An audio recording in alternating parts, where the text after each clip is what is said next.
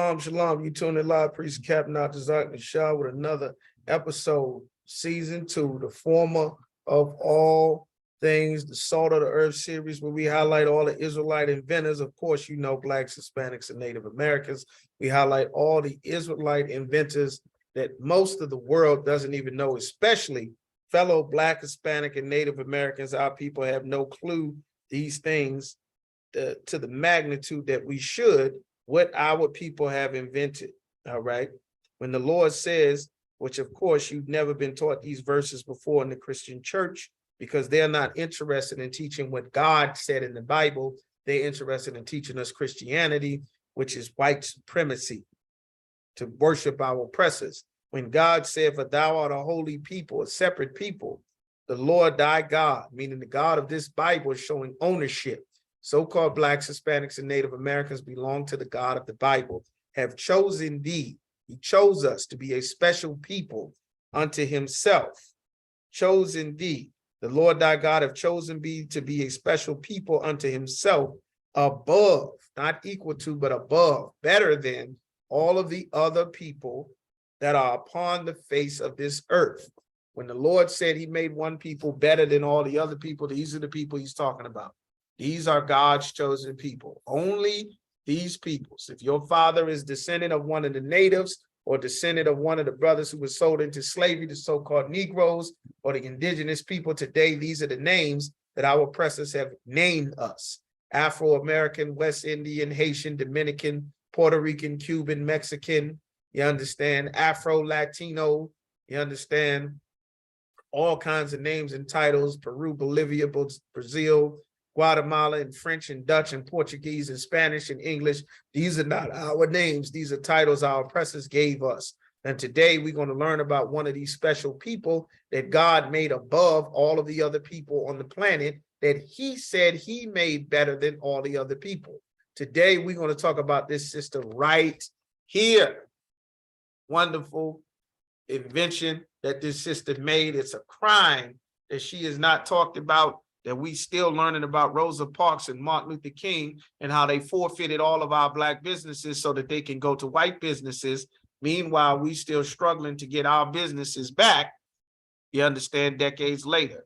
This sister's name, Doctor. You understand, you can read it right here.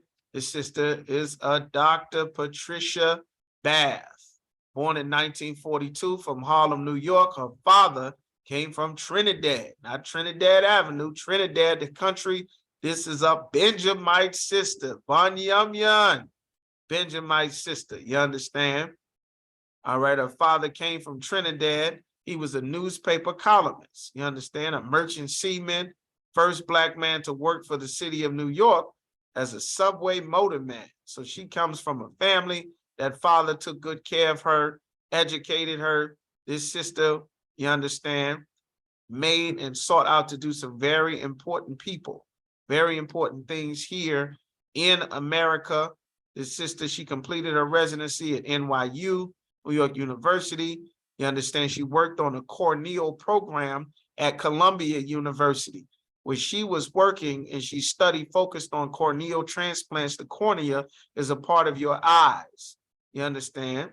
She did very well at both UC. She did very well at New York University, at Columbia University. You understand? She rose. She became an associate professor at UCLA. She was recruited to work for UCLA, and she founded this ophthalmic assistant training program. You're dealing with optometry, talking about dealing with your eyes. You may need a little bit of background in order to understand some of these medical terms. Of course, many brothers and sisters in that medical world and medical field may know and pronounce some of these words better than myself, but I want to give this sister her shine for what she did. And it's so criminal that we are not educated about her. The 2 weeks that is Black History Month, which is really a joke, this sister did so much, such an amazing thing that we want to highlight here in this series. Yeah, you understand? She did and pursued researches, and she developed this device here. We want to get a picture of it.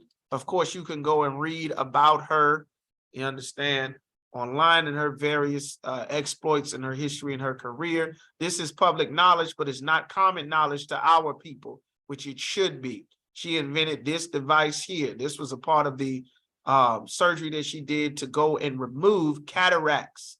Cataracts is a condition in your eye that causes blindness. You understand what kind of a white growth grows in and it kind of blocks your eyes.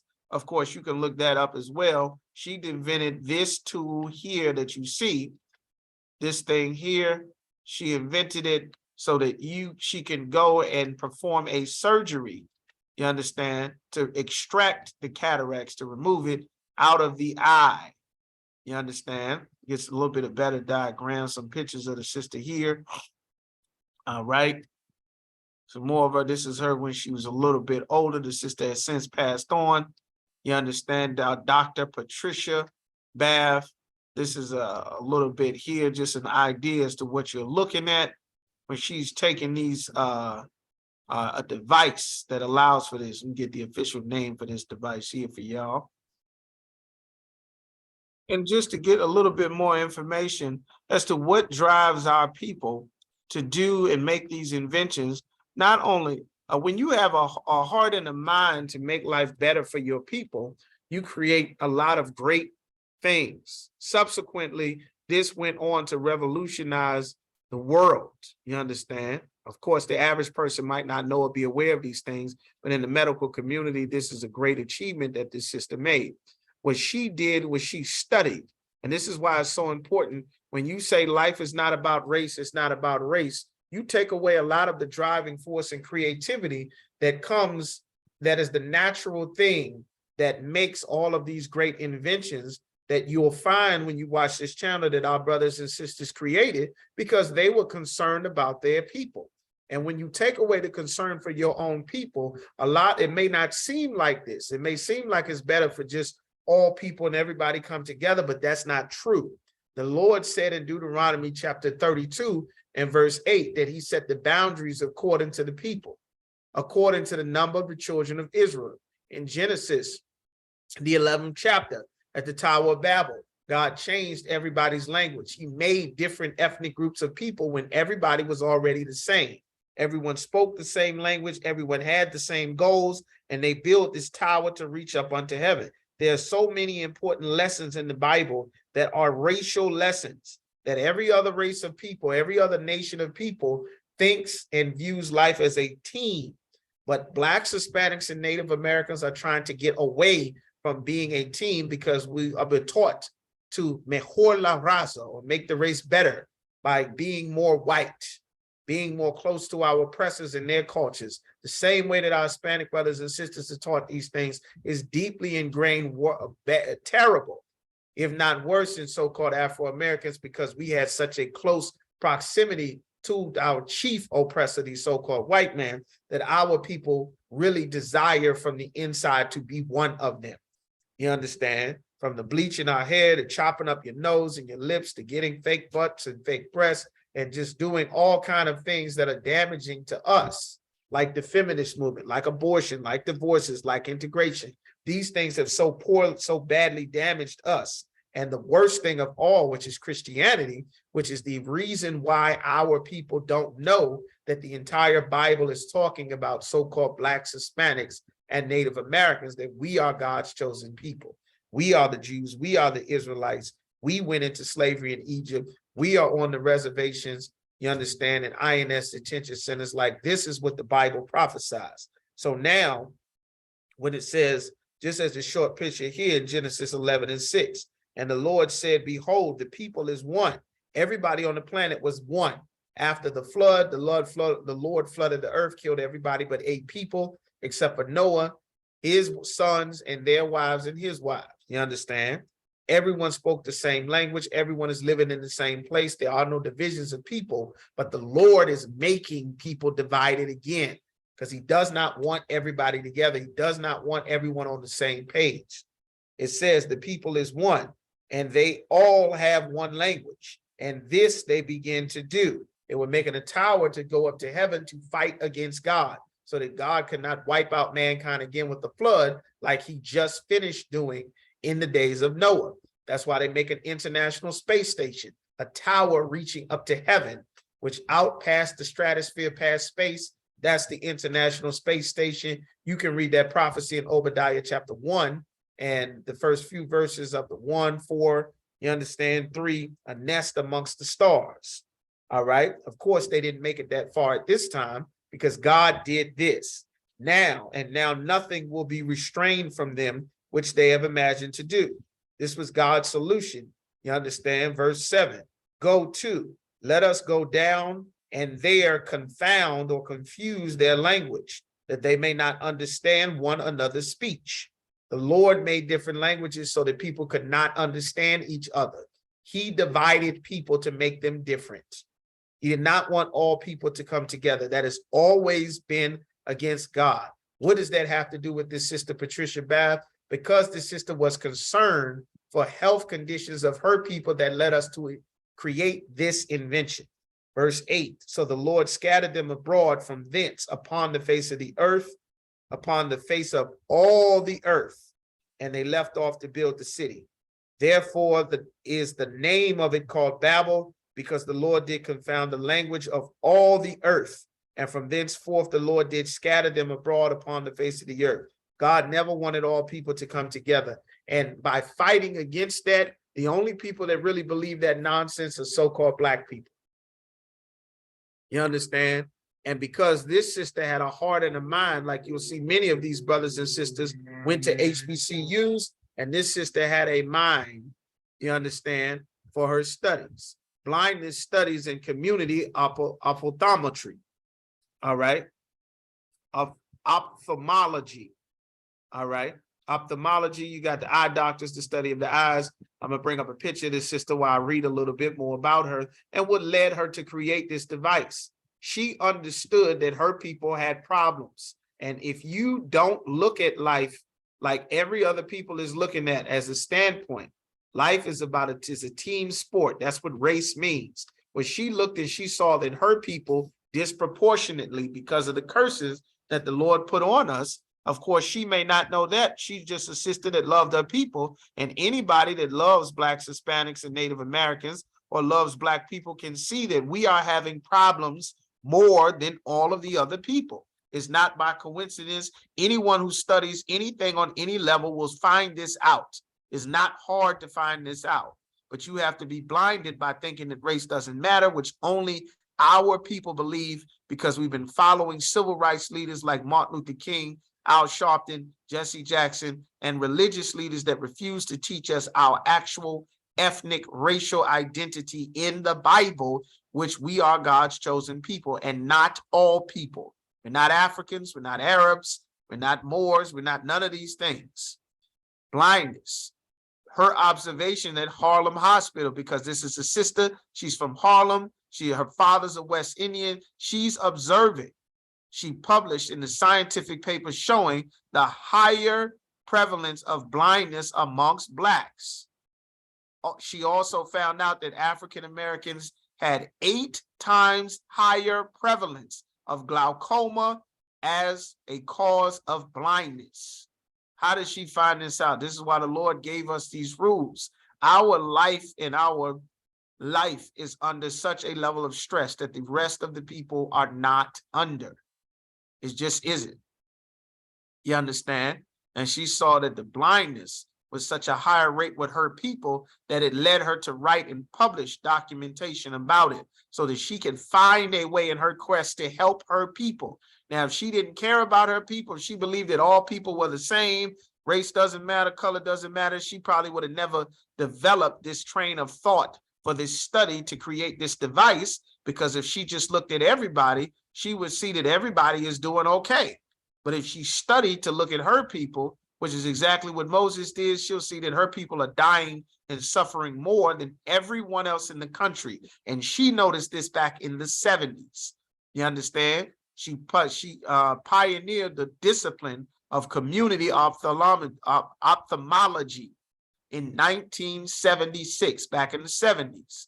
You understand? The rates of preventable blindness under severed populations in urban areas. Why? You understand? As well as underserved countries in third world countries. So she's saying and equating the struggle that her people are having poor health to people in third world countries where the whole damn country doesn't have proper health and being taken care of. She's studying these things. So she's traveling, she's studying, and what she is noticing is that her heart and desire, of course, she don't know that she's not an African, but she's studying and seeing one thing for sure, that from where she is in Harlem, these are Black people.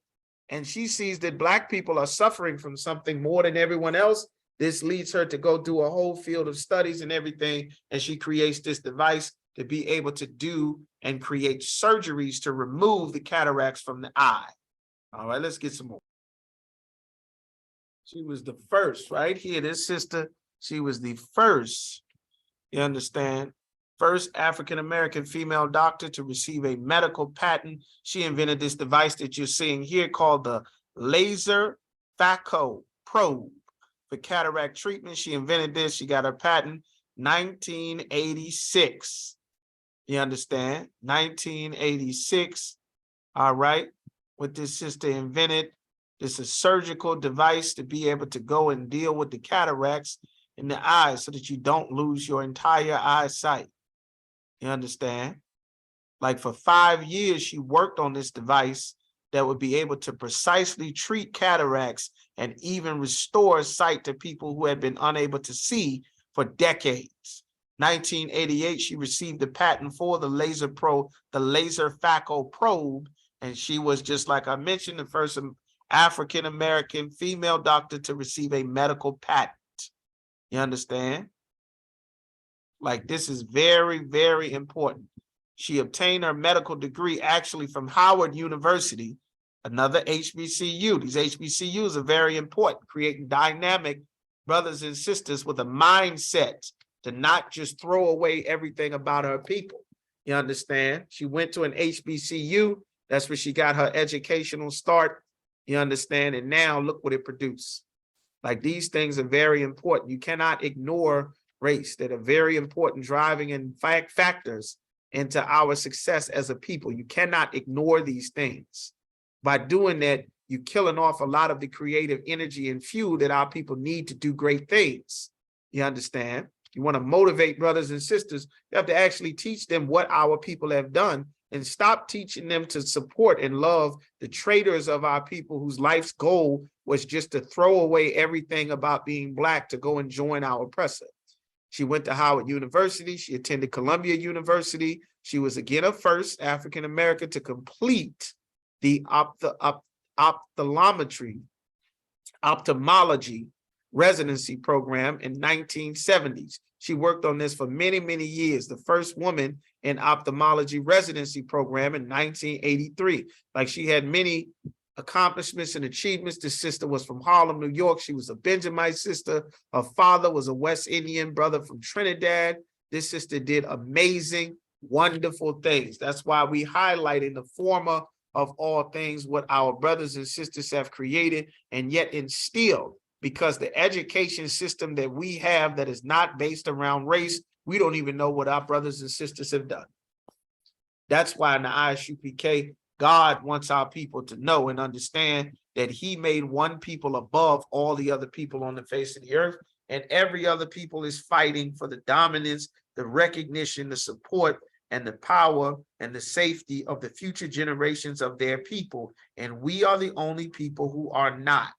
This sister right here, Dr. Patricia Bath, Jeremiah chapter 10 and 16, the portion of Jacob is not like them, for he is the former of all things. Jacob's name was changed to Israel, and Israel is the rod of his inheritance, the seed of Black men in Trinidad, the seed of Blacks, Hispanics, and Native Americans.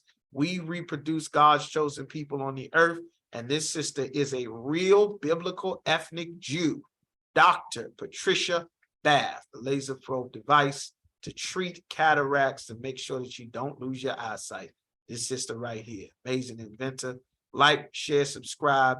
Tune in to another episode of the former of all things, the salt of the earth, Dr. Patricia Bath.